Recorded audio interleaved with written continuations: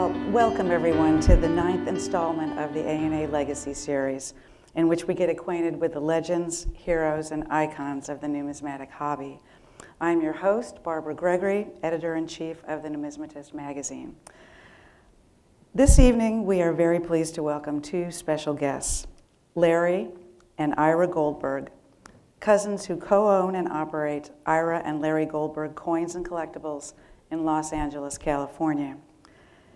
They established the company in 1998 following on the heels of two other very successful numismatic ventures, Superior Galleries, an A-Mark company that operated from 1994 to 1998, and Superior Stamp and Coin Company, which is founded by their grandfather Isidore in 1931.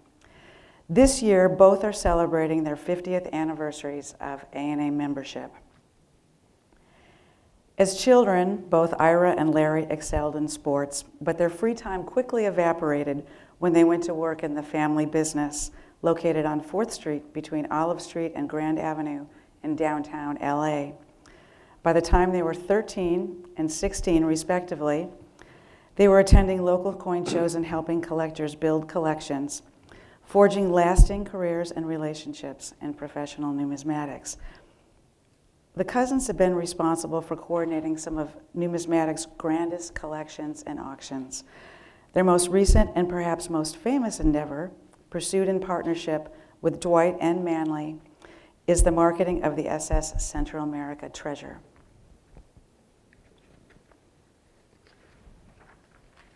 So, welcome Ira and Larry. We are delighted you could join us this evening. Thank you. Thank you, Barbara. So, Larry, tell us about your grandfather, Isidore, who set the Goldberg family's course in numismatics. What are your most colorful memories of him? Can't remember a thing about him.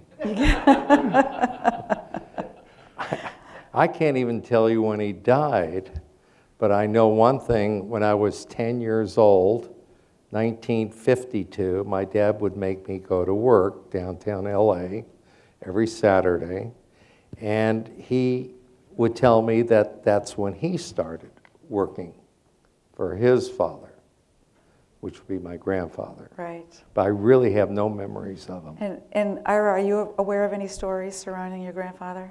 Just the ones my dad told me. He passed away before I was born. But like Larry, our fathers, of course, most people think Larry and I are brothers. After so many years, I don't even correct them anymore because we're first cousins, but we're like brothers. But we were required to work for our parents. And my dad and my uncle had a stamp and coin company. And on Saturdays, we would come in and sweep the floors and clean the ashtrays and pour the coffee. And from as early as memories on 4th Street, my eyes were always on my aunt's coin counter. She had a coin counter, and she also had she sold typewriter supplies and cards. And I was more interested in looking at the coins from my earliest age. But it was work, and we had to live in the west side of Los Angeles. And most Jewish families, their kids went to work for the parents. And so I never knew my grandfather. What was it like growing up in Los Angeles in the 1950s? Larry? I just remember going to work during the summer a lot, and going to work on Saturdays and going to school, during the week. And basically that's what I remember. And I had more interest in the clients and looking at the coins than anything else. So it's always been the coins. And I think 1957, we acquired the coin business from our aunt, Rose. And that's really got us motivated, Ira and I, because we like coins. So, and I liked the people that collected coins. I liked buying coins, and it was very interesting. So that's our roots. And of course, Larry being much older than me, I looked up to him, okay? And whatever Larry did, I I tried to do as well or better.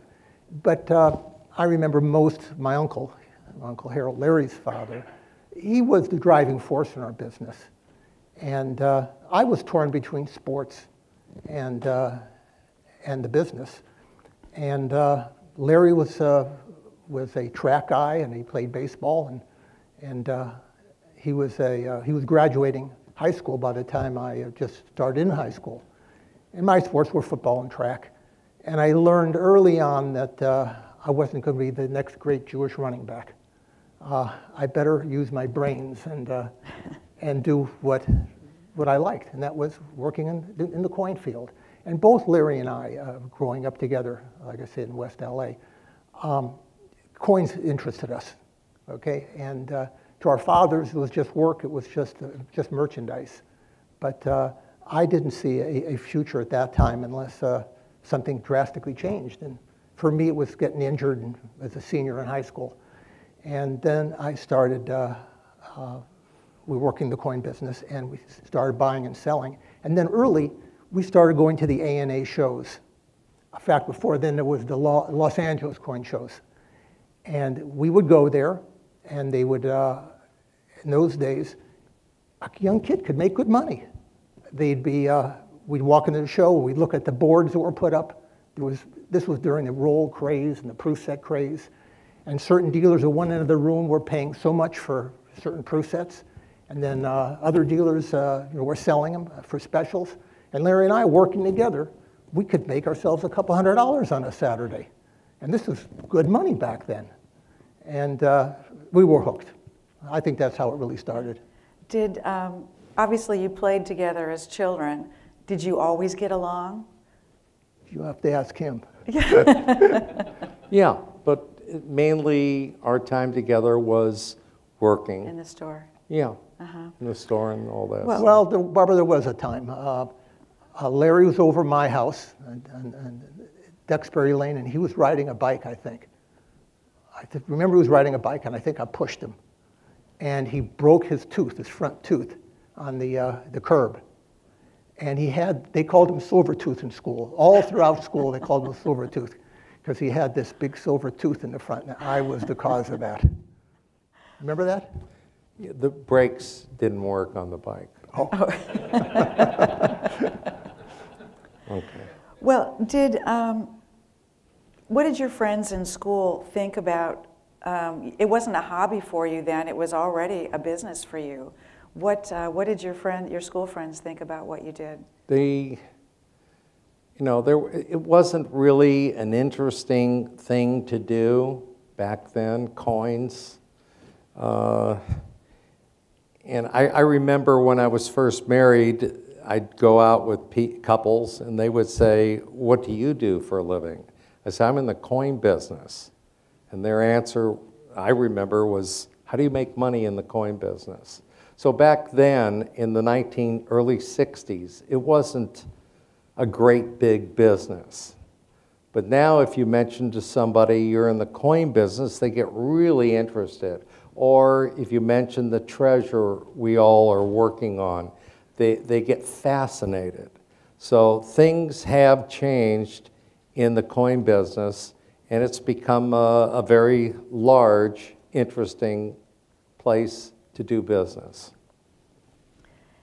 And Larry, you mentioned, or Ira mentioned, that his Uncle Harold, your father, and Ira, your father, that they were driving forces behind the Superior Stamp and Coin Company and greatly influenced, obviously, both of you. What did they teach you about the business of numismatics? Well, I think what they taught me was always keep your word. If you say you're going to pay a person, you pay them. Your checks are your word. And if you treat people fairly, you can go a long way. And another thing was, you cannot collect coins. If you're going to go into that business, you have to put all your time and effort into that, and it'll create nothing but problems for you. And both my dad and my uncle, that's really what they taught us, that you'll create problems for your clients and you'll create problems for yourself. For example, I'm a collector at heart, and I collect things that are non-numismatic. but have a tangible thing to numismatic. Some paintings, for example, have numismatic scenes in it. But if I buy a coin for my collection, and then what happens if Larry doesn't collect, or if I sell it, it brings too much money. It creates jealousy, and then it creates problems with your clients. They are not your primary, interest. You always put yourself first. So, something, fellows, if you're going to be in the business, don't bother collecting and put the business first. And that's what we've done successfully our entire years, all the years we've been in business. Neither one of us collect coins. Anything to add to that, Larry? Everything, my dad said everything's for sale, including the safe. So that's been that's how we operate. So it's all for sale. Well, given that mandate then that you were not to collect and compete with your customers, how did you come to understand the collector mentality? Well, for me, I've always was a collector and still am to sorts, but I think I'm done accumulating. And so I understood the collecting mentality. And also, how wonderful it is for me to be able to put together these wonderful collections and then to bring them to market. And the excitement of not only finding these things and being able to market it, and then we sell it at auction and see what they sell for. I mean, that's the complete circle. I mean, that's a dream come true for most people, most businesses. Who gets to do that? But the people in the coin field. And Larry, do you have anything to add to that? Over the years, I have met a lot of clients that are, let's say, extremely wealthy, and they love to collect. And it's really a joy to assemble a collection for a collector. And the best part is after they're done with their collecting, usually it's 10, 15, 20 years. That's about what it lasts. Then they want to sell. And then putting together an auction of their collection is really interesting. And it's like we're creating something. And the only thing people remember is the collection you sold. So I can tell you a quick story. Mr. Edwards Huntington Metcalf, member of the Huntington family, his grandfather owned the Huntington Library, and very wealthy guy.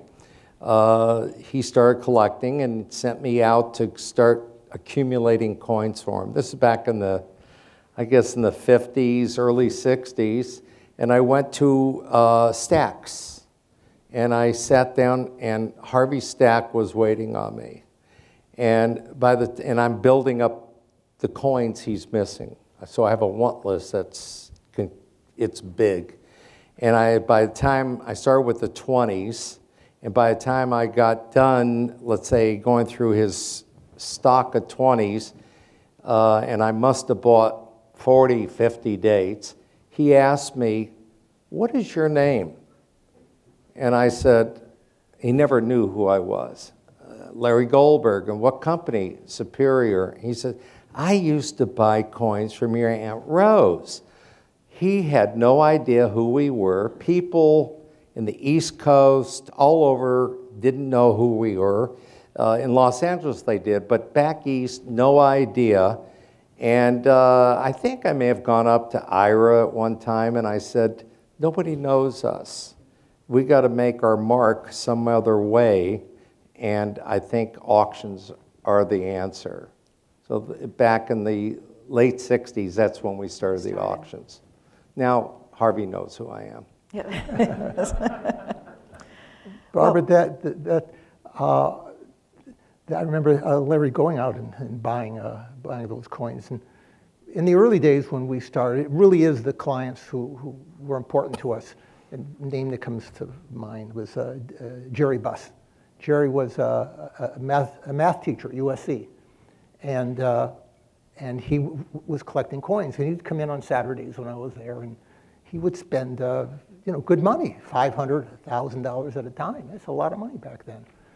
So the years go on, and he gets involved, and he knows. He knows the owner of the LA Lakers, It was at the time he owned the Washington Redskins, the Lakers, the Kings, and the Forum.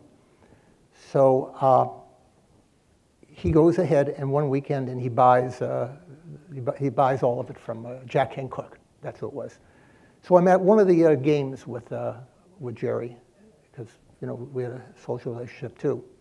He says, Ira, I think I want to put together an important collection of American coins. I think I should start with the rarest. What are the 3 or 4 rarest American coins that there are? I said, well, there's a 13 nickel, 1804 dollar, and a 94. So those are the big 3.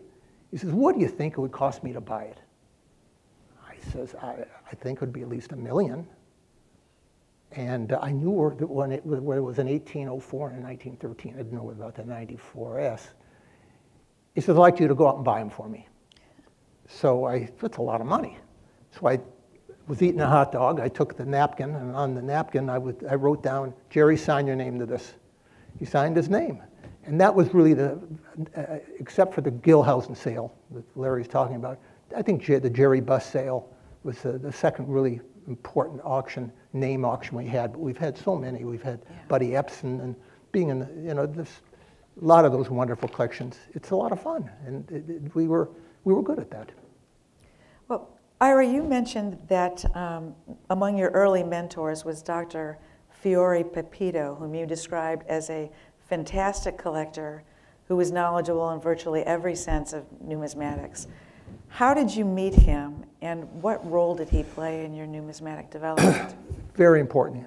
He was a physician in upstate New York, Amsterdam, New York. And Larry and I acquired through Abner Kreisberg a very important collection of crowns and thalers of the world, which we knew very little about, but we had an eye for quality. It turned out to be the von Furstenberg collection.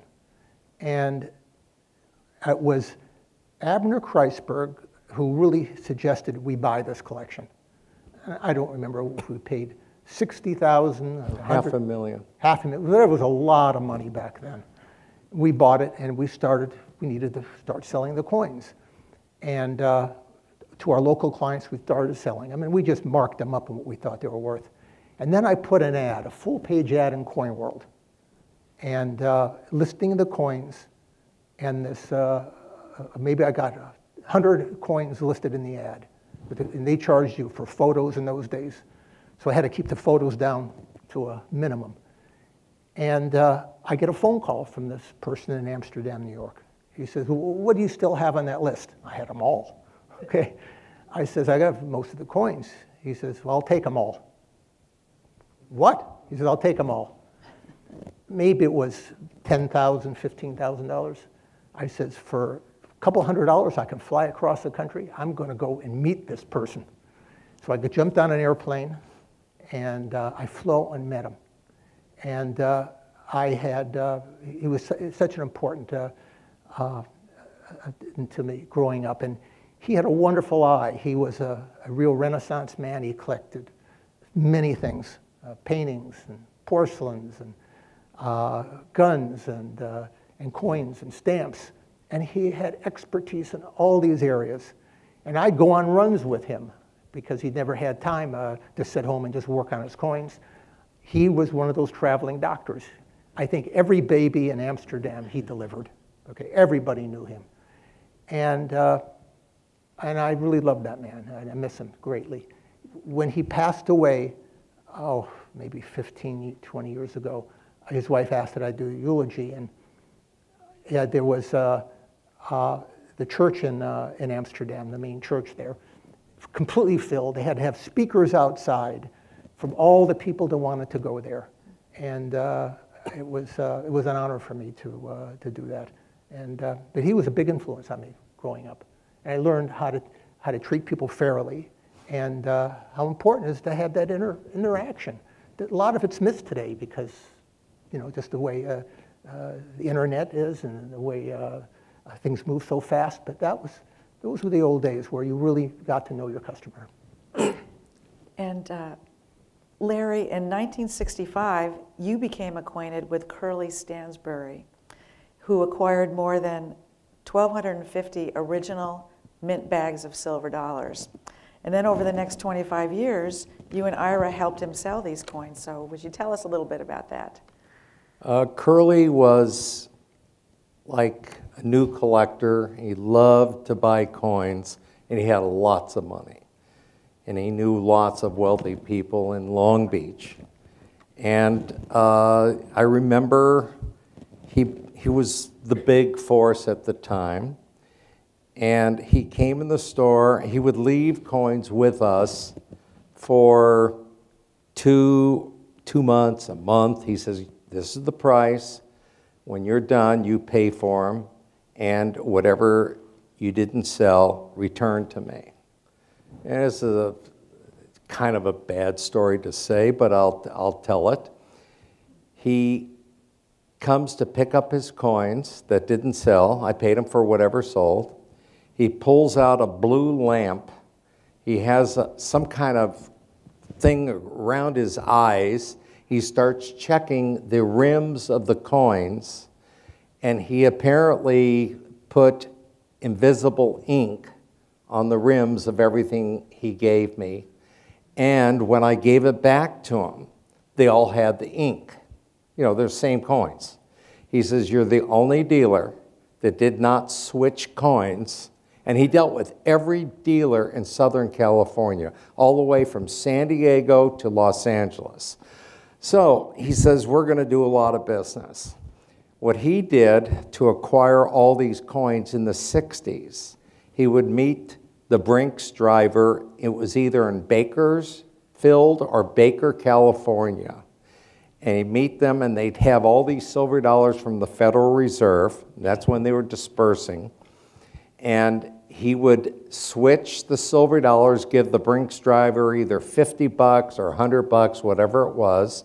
He would switch and take all the brand new silver dollars. He wouldn't take 1921s, but he would take all the good dated ones and replace them with used dollars. He then acquired over 1,250 bags. That's 1,250,000 BU silver dollars. And Ira and I were allowed to sell them, and he'd pull out 10 to 20 bags at a time. And the funny thing was, he stored them in Las Vegas. He had the bank in Vegas finance those silver dollars, and he would get $1,000 financing on each bag. So he didn't have to pay for the storage, just paid for the interest. And he kept them for years and years.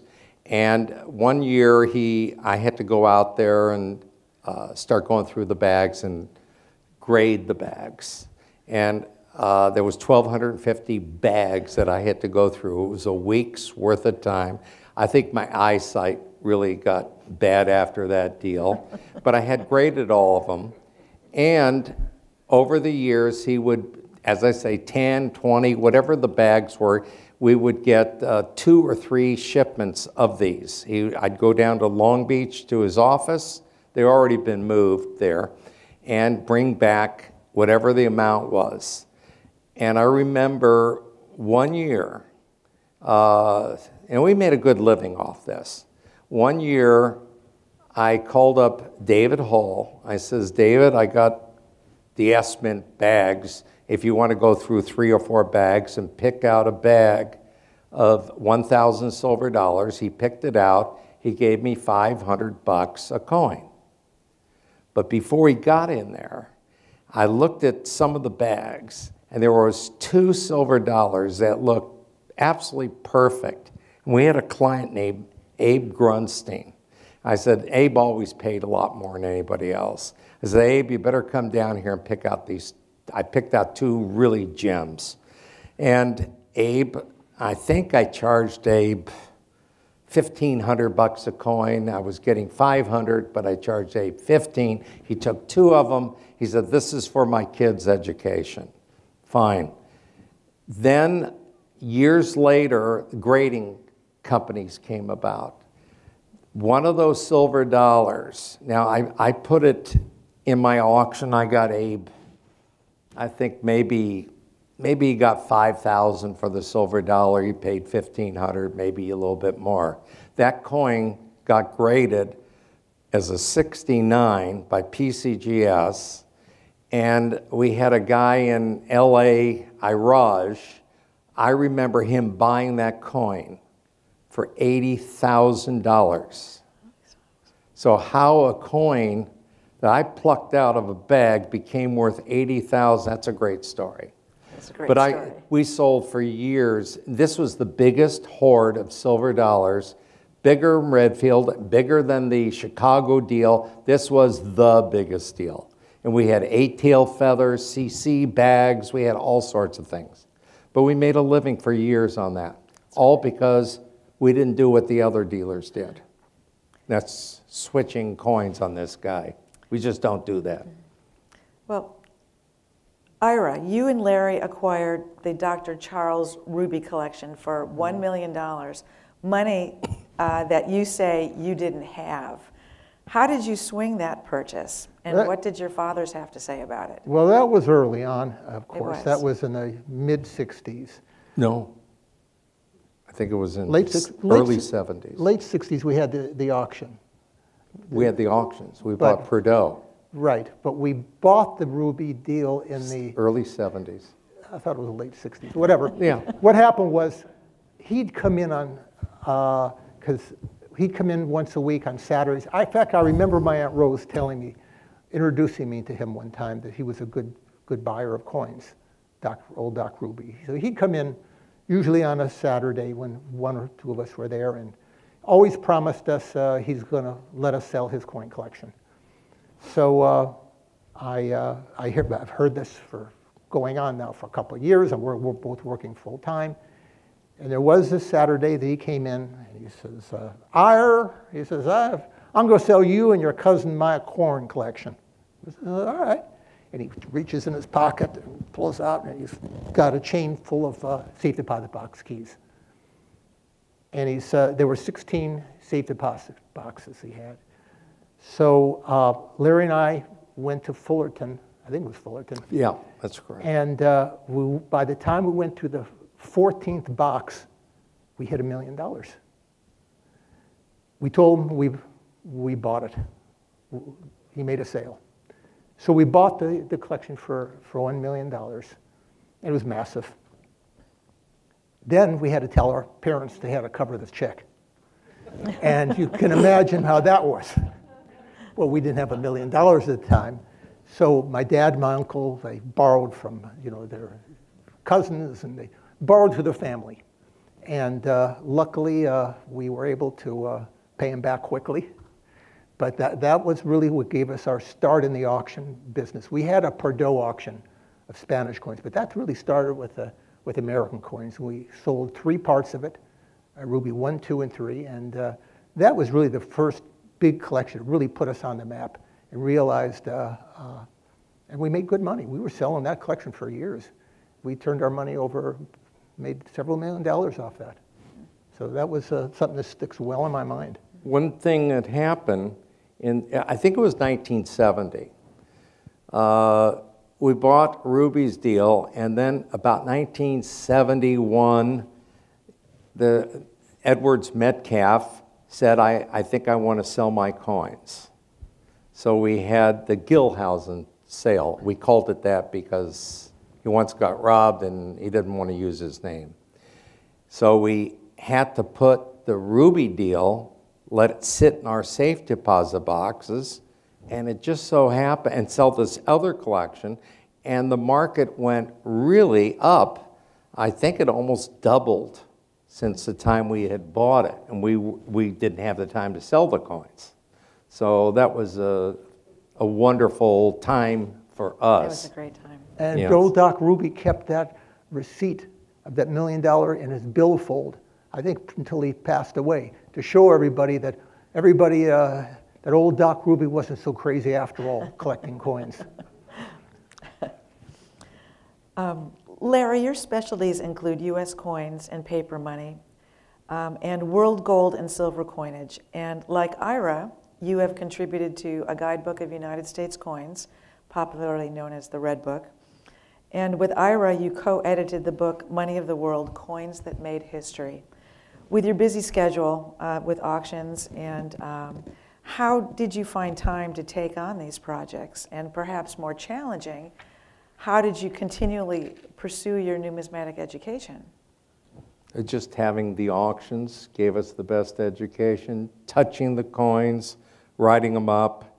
I think Ira assembled this collection of foreign coins and ancients, did a marvelous job, and it was a local guy that bought it from Long Beach, and he let us add to it.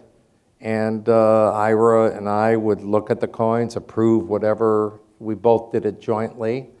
And then we said, when it's time ready to sell, we're going to put out a real interesting book on your collection, which Ira really was in charge of. And we came out with, I thought, one of the best books ever written on that subject. And we got an award for it. We sold the coins.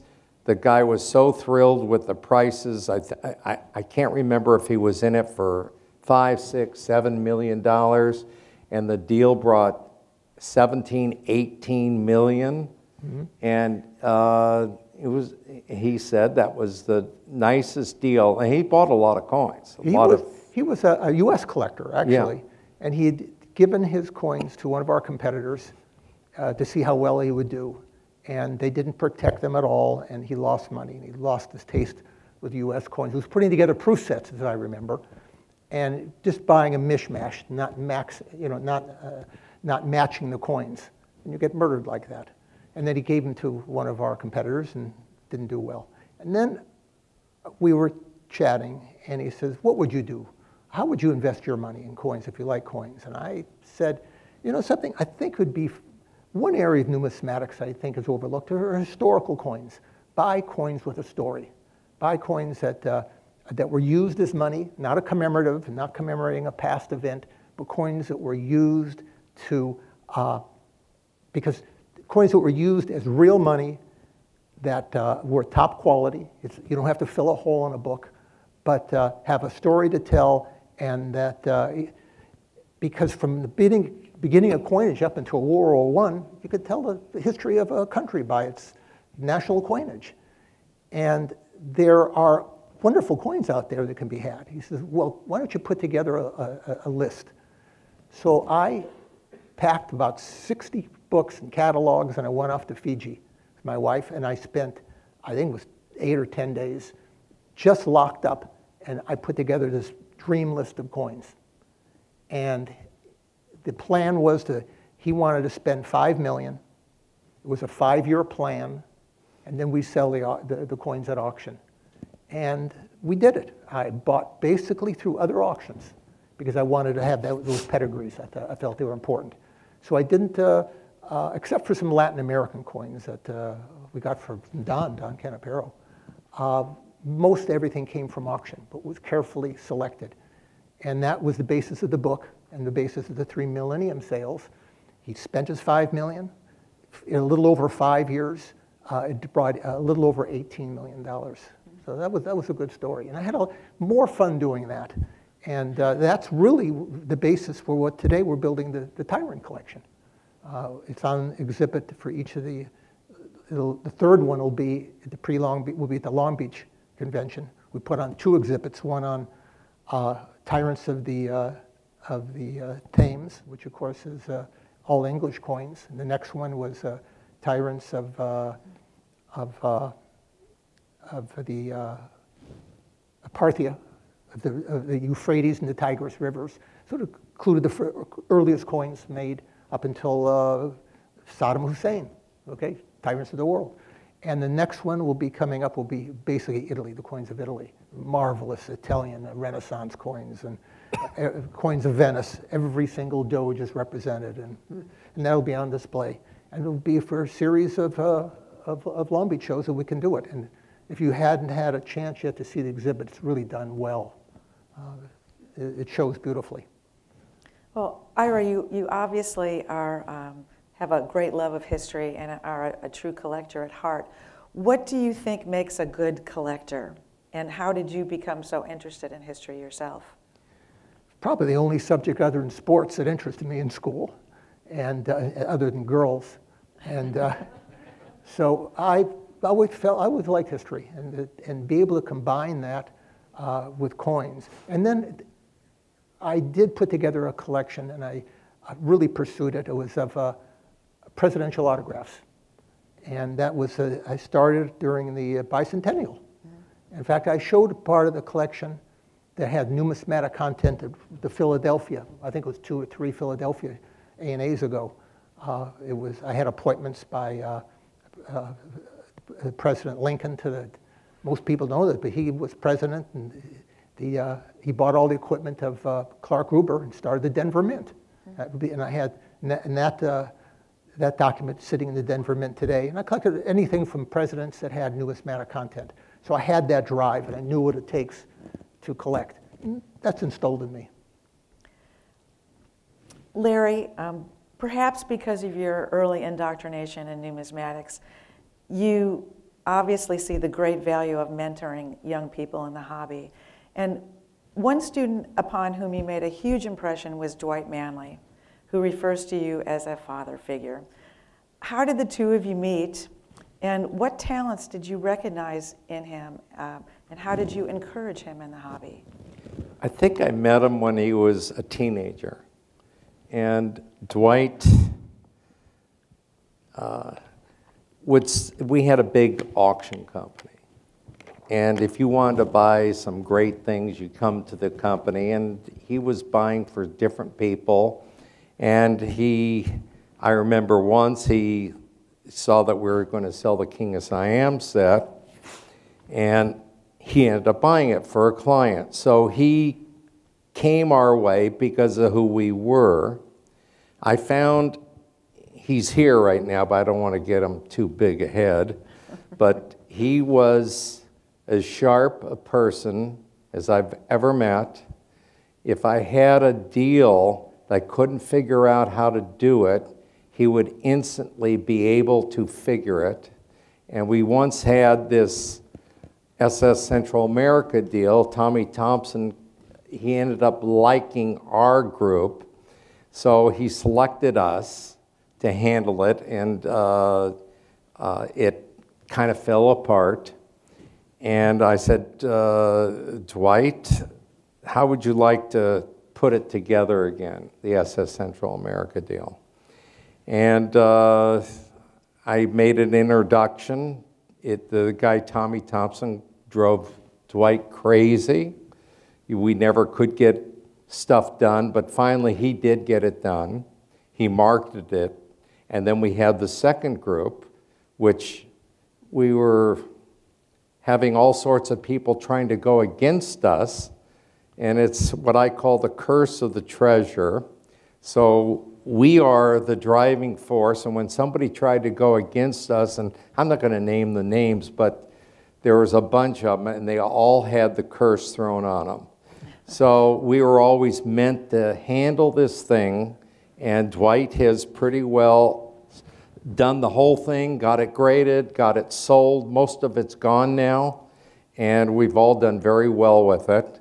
And there's another part that's down in the ocean.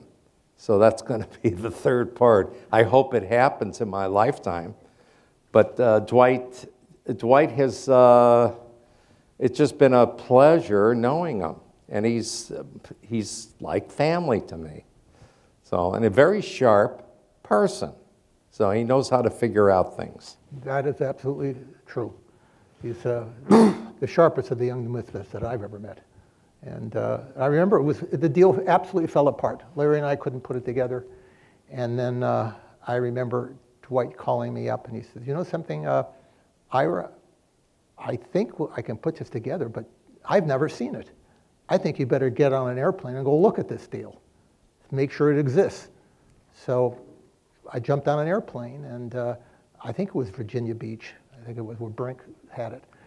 So I went in there, and I see bags, a little small room, not much bigger than 10 by 15, maybe a little larger than that, piled up with gunny sacks with with seaweed still attached to it and coral and everything else. I met Bob Evans there, and he was washing these coins in a bath. I never seen anything like it in my life. I just was shocked to see all this. I called Dwight on the phone. He says, I don't know if it's 100 million or 50 million, but I can tell you this is treasure. And then from there, Dwight put the deal together. Without that, it would not have happened. But seeing those coins all, with coral on them and, just from the sand and everything else in there, and then they go into the solution, and then it was like a beautiful woman getting undressed. It just fell off the coin, the shell, and there was like the coin was minted. It was something else to see. I'll never forget it. Going back a little bit in time, Ira and you and Larry developed a reputation for running efficient and very successful auctions. And dealer Julian Liedman shared a story with me about your operation, and I'd like to read you just a little bit here. He wrote, in early 1975, M.B. Britt Simons Yes. of Pennsylvania and I were given a very nice collection to market. He said, we mentioned it to the Goldbergs, went out to L.A. one night, met with them the next morning. They purchased the entire collection for around $500,000, he said. We got back on a plane to the East Coast that afternoon, quick and easy. That collection was one of the centerpieces of their 1975 A&A auction in Los Angeles. So, how did the two of you always make it look so easy? We always tried to, if we could get a great collection, if it meant us buying it, we would buy it. And I remember that collection. Brett, I didn't know Julian was part of it. That's first I know about that. But it was a beautiful set of half dollars, and it would make our sale great. And we already had some ruby stuff we put in there. We had the Gilhausen part of that collection in there. We had a bust dollar collection in there. But it would make that sale absolutely a great sale. And it had a 38.0 in it, too. Oh, great. One of the few we've ever handled. There was one collection I regretted selling. I sold to Joe Flynn Jr. It was the Showers collection of half cents. It was unbelievable, and Freddie Werner brought it to me before one of our auction sales, and he said, I got something that you should look at, maybe you'll buy it. And I think I went through all the coins except I got to the proofs, and he wanted, and again, I think he wanted 250,000 or something like that, and I said, sold, I'll take it. It just was fabulous half cents. And then Joe Flynn says, how come you never have anything for sale? I have to come to your sales and you never have anything for sale. And it just so happens I had this thing and I just bought it. And I said, Joe, you want to see something? I'll show you something. But I bought it mainly to put into one of our auction sales because it belonged in an auction sale. And remember, nobody knows who you are except from what you sold in these auctions. So I regretted selling it to him. And again, whatever the amount I sold it to him, I think I added $50,000 in it and had a weird, like $36 at the end because it had that weird number. And he says, I'll take it. So I regretted selling that for years and years and years. And then Bob Grillman says, I got the Bernard Edison collection of half cents. And you guys are going to auction it. In there were all these shower coins that I just really didn't want to sell. Now I get the chance of selling it. And we put together this wonderful, it's a part of Bernard Edison's half cents, Newman's half cents were added to it. And we were told that if we do a real good job, we'll get deep consideration for Eric's stuff. Now, I can tell you, we had this sale We put on an event that was beyond anything I ever saw.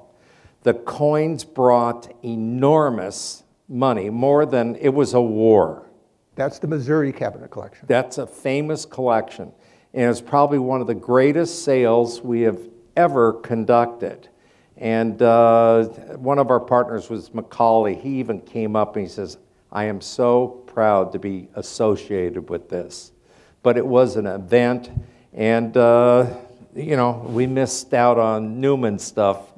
But I was told we were going to have a shot at it if we did a good job.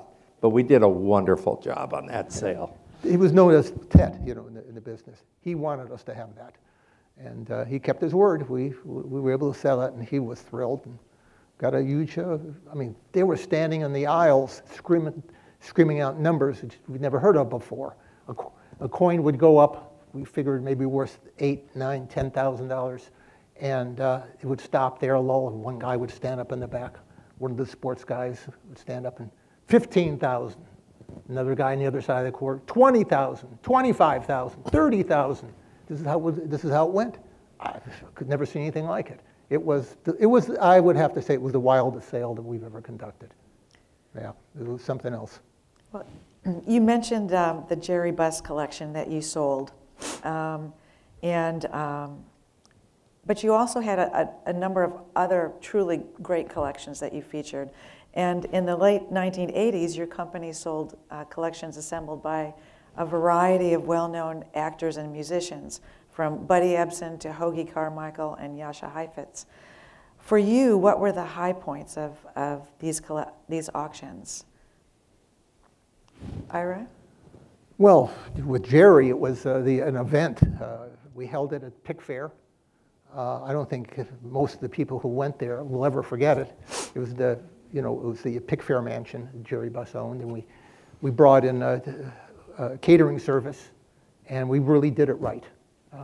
We had chairs set up, and we had the auction, and we selling off, you know, the three great American rarities, and that will certainly stand out in my mind. And then Buddy Ebsen's sale was another wonderful event we had. Buddy was very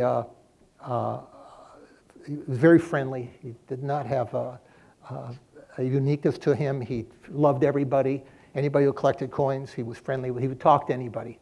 And we had a couple dinners, and we invited people, and he enjoyed it. The people who went to these events, I'm sure, will never forget it. And he loved seeing his coins sold. And Hoagy Carmichael and those others are, you know, but those are the two that really stand out in my mind, were Jerry's sale and where we held it, and Buddy's collection. But hopefully there's going to be a few more in the future, too. What I like is, let's say we get a famous collection, and there's some real neat coins in there. Then we can build a beautiful collection around it.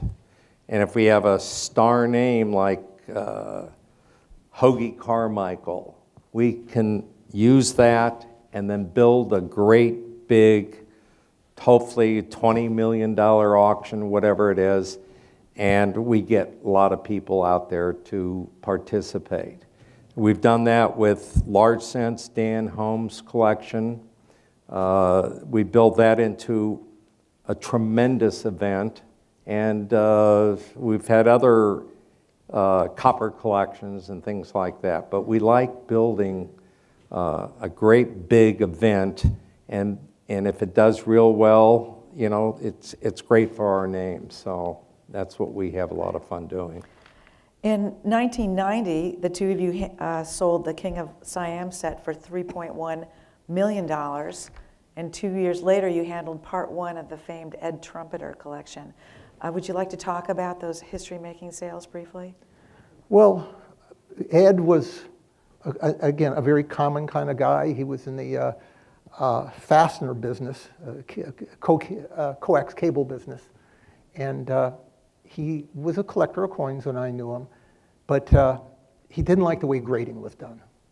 He said, I want to buy the best quality coins. I want to buy proofs. I don't want to fool with someone to tell me this is a circulated coin or not. So he he decided he wanted to collect proof gold. And so I put together a collection for him from gold dollars to 20s from 1858 to the matte proofs, 2000, into 1915. And he accomplished a tremendous amount, but he went through a terrible divorce, and he didn't enjoy his coins like he really wanted to, and the family fought, and it was, for him, it was the chase, and then it did not end well for him, and it was really a case that you can learn from. Make plans when you're well to sell your collection. Don't leave it to the children. And he did. He did not make good plans, and his family fought over that and went to court, and it was just left a bad taste. So we sold part one, brought record prices. He was very happy. Part two, he passed away, and the children, each had their own means, own ways of wanting to deal with it, and it ended up in the courts. The collection was broken up, and it was not a happy ending. So, Larry, you enjoy golf. Ira, you're a fly fisherman and an avid handball player. Your fathers were able to retire from the numismatic business, yet the two of you don't see that in your immediate futures. Is there no one in the wings waiting to take over for you, or are you just having too much fun? I think, every time I take off some time, maybe my wife's from the Virgin Islands, so we go to St. Thomas at least once a year for a week or so. After 3 or 4 days, as much as I love the water and fishing, I miss the office. I miss because every time that phone rings, or every time I go to a safe deposit box, I'm on a treasure hunt, and you never know what you're going to see. And the world of numismatics is so open. That's why I hunger for learning, because I pride myself in having a good, well-rounded numismatic education. Not many dealers today are as adverse in knowing everything from ancient coins to modern. Not that I'm a specialist in every area, but I certainly have a good working knowledge in all that. And what else could bring that to me but this business? And the fun it is, the chase, and then putting it together and selling it at auction. Unfortunately, I have 4 wonderful children. They've done well, all highly educated and successful, but none of them are going to go in my business. And then I have 10 grandkids. It's maybe a little too soon, but I don't think any of them have that interest in numismatics that I and Larry had. We'll probably do something with our employees, let them carry it on, or something to that effect. I don't know. Yeah. Larry? Once a week I play golf on Saturdays with the guys. Once every other week we play poker with the guys at the club. And I go to work 5 days a week.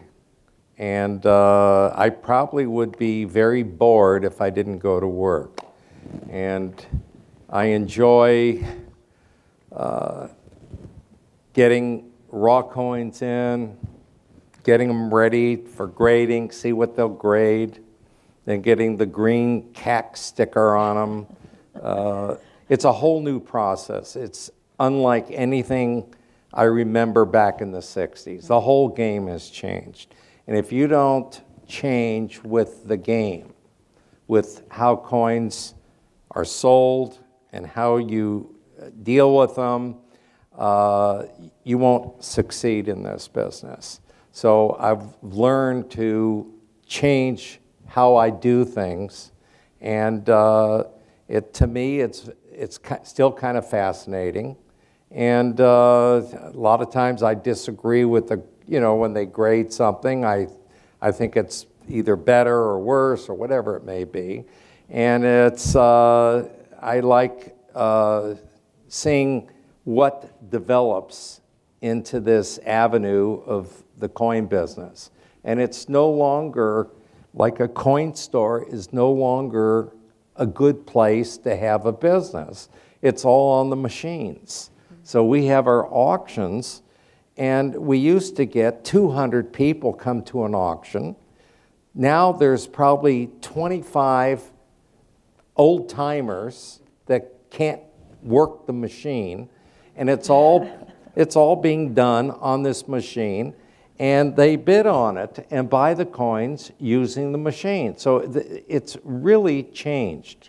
So it's you have to change with the times. So that's what I. Also, look how the market has widened. Yes, maybe in a good auction we'll have 100 to 200 different buyers, different bidders, but on the internet there could be 4,000 or 5,000 people, bidding at any one time. We get, the bids pouring on all these various platforms. So it certainly widened that market, but the auction business has made a tremendous amount of changes. Well, let's open up the floor to a few questions from the audience. And for those of you who have a question, please wait till our managing editor, Caleb Noel, hands you the microphone before you ask. But do we have any questions for Ira and Larry? Yes, sir, in the front.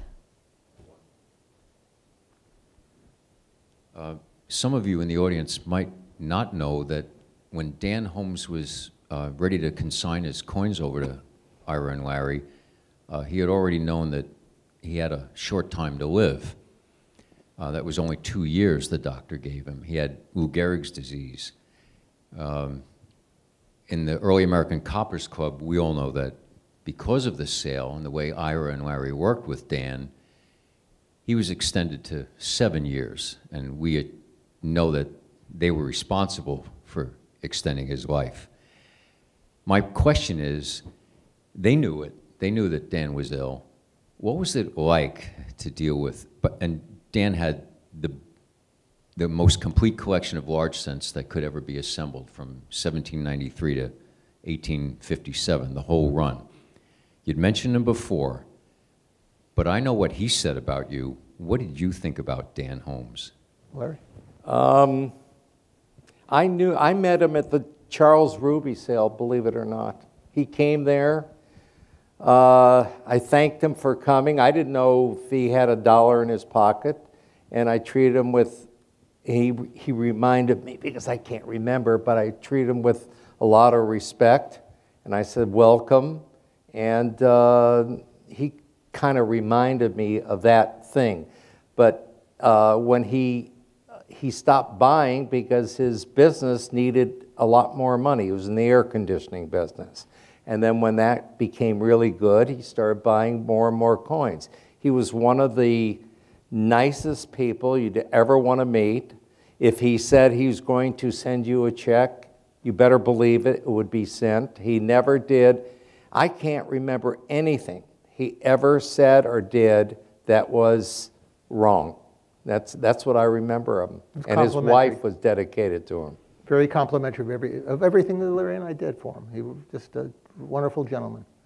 And another thing we talk about Dwight. I see Dwight here in the audience, and I see another young numismatist who started his career early with us, and that's David Vaggie, who today is a giant in the field of ancient numismatics. Is David here? David Vaggie's right there in front of us. I'm sorry. That reminds me, if I got a minute, how I got interested in ancient coins. I got to tell the story. When we bought our aunt's business, she had some boxes of ancient coins, and she broke them down into sizes. So we sold the silver coins for $5, the large bronze ones for $8 or $9, and the small bronzes for $1, $2 a piece. And that's how she sold them. Well, after we bought the coin business, this dealer came in by the name of Joel Malter. So he came into my office, and he would start going through the coins, and he'd buy some of the little ones, some of the silver ones, some of the big ones. I didn't like it. I knew I was getting fleeced, and I put an end to it, and I said, I got to learn something about this. So I bought the 2 books, the only books out on this subject at the time, with Hawkins' book on how to read, how to date Roman coins and how to read Greek coins. And I studied that, and I realized there's something to this. This guy knows, and I don't. I quit selling him ancient coins, and I started learning before I sold anything. And that was a life lesson. You learn something about what you're doing before you sell it. You're going to make mistakes otherwise. Yes, we had another question back here. Can you talk a little bit about Glenn Onishi? Glenn? Yeah. He's been with us for, God, I don't know how long, 30, 40 years. Yeah. A long time. And he is dedicated to our client base. And if you need something as a client, you call Glenn, and he will stop everything he's doing and take care of your needs.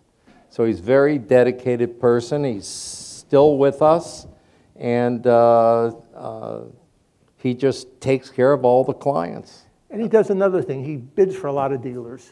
And I can tell you this, if you leave him the bids, Larry and I will never know about it, because he does not. He keeps that to himself, and he bids for you, and he protects that bidder. In all the years he's been with me, he never has disclosed who he's bidding for until afterwards. So I think that's unique to our firm, too. You'll like him when he does your stuff. So, Yes. Another question. Yes. Yes, over here.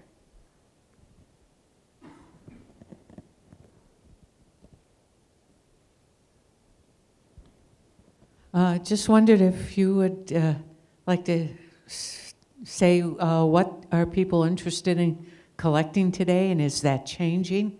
Has it changed over the last 10 or 20 years? Yes, I've seen it. I mean, the whole business has changed in the last 10 or 20 years. And what are people collecting today?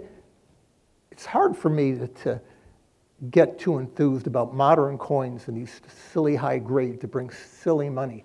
But these young kids, we had an intern this summer from a wealthy family, and he likes those, the modern coins and these super high grades. And he's 14 years old. He's got his own website and takes PayPal, and he buys and sells these modern rarities.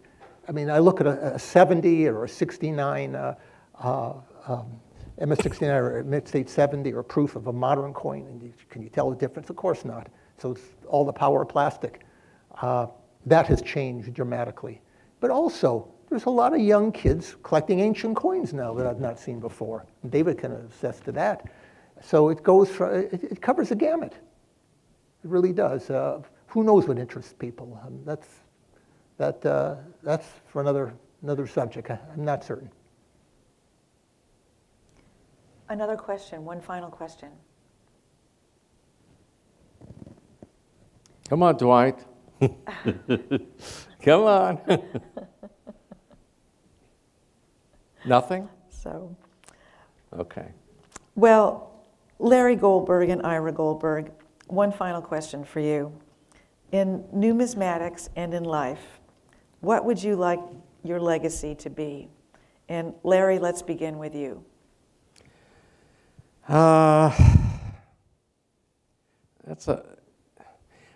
I'd like people to think we did stuff honestly. We didn't cheat anybody.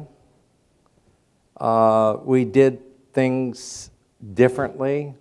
We took the extra amount of work it takes to get our clients the most money through our auction venue.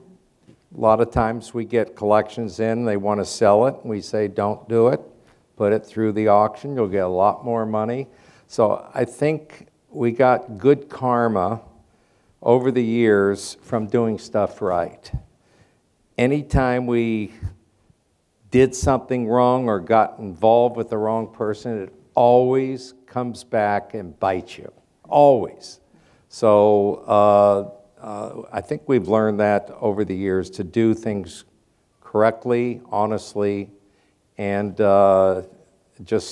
hopefully when we die, people will remember our auction sales. That's about all that we have left there, and maybe a few of our books. So I've got to interject, because that reminds me of years and years ago, of one little quick story about that.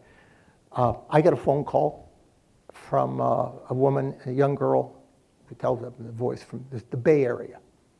She says, I've got this coin in my family. We've had it And I hang it outside in a bag, a felt bag, along with our Christmas ornament every year in the front door. And then I need some money, and so I've decided I want to sell it. It's a $5 gold coin. Remember that? So she comes in. Was it 5 or 10? It was a 5. I think it was a 5. Could have been 10, but it was a 5. Okay. The story's the same. At any rate, she calls me. I took the phone, and she says, I took this coin to a local dealer in the area, and everybody knows who the local dealer in the area was. And he offered her the going price for a $5 gold coin. And she says, I've decided I'm going to come down. I have an aunt or something. I want to bring it with me. So she comes in, and it's in this felt bag, and she lays out in front of me this coin that's been hanging out on the outside the door, you know, on her, whatever you call the lanyard, you know, for Christmas each year. It's a $5 Ormsby. It could have been the 10. I'm not sure. Maybe it's 10. At any rate, we offered her $50,000 for that. I'm telling you, it changed her life, okay? And she just was so appreciative of everything. We bought it for $50,000, and I think we sold it to Martin Paul, if I'm not mistaken, for $80,000 or $90,000 then. But you know what a wonderful feeling it is. We treated her right. So I just want to interject that thing because it follows on what Larry has to say. We were fortunate to be brought up during the golden era of numismatics. It really was, from the crazy proof set, roll craze, to the modern high grades today, to seeing the change in the grading service and how coins can be marketed, like to Central America. And I think that it has served us well. It served me and my family well. I've lived well. I've been all over the world. And the legacy I want to leave is that I did it with integrity. That's how I see it. Well, thank you, Ira. Thank you, Larry, for participating in this 9th ANA Legacy Series. Thank you to our audience. And the Goldbergs will be available to talk with guests and to sign autographs at the table to my right. And again, thank you all for participating. And we look forward to seeing you again next time. Thank you. Thank you. you.